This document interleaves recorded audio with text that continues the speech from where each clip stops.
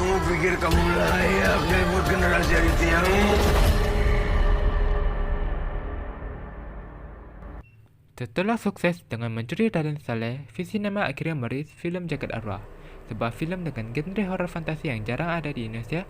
Apakah film ini sesuai dengan ekspektasi? Berikut adalah review untuk film Jagat Arwah.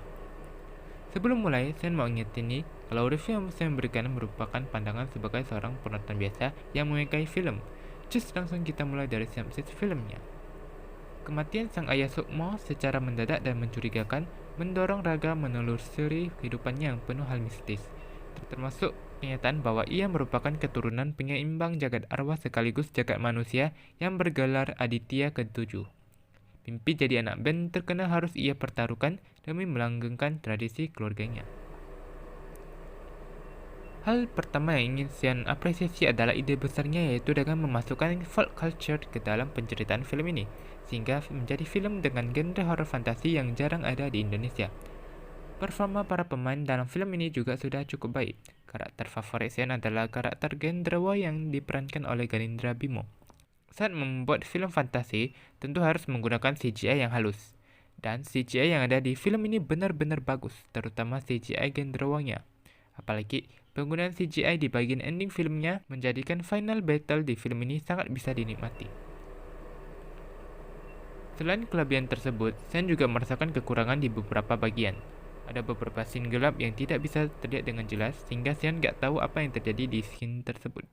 Lalu, ada beberapa scene yang menurut Sen agak terlompat-lompat, terutama di bagian pertengahan film, dan hal ini sangat terasa.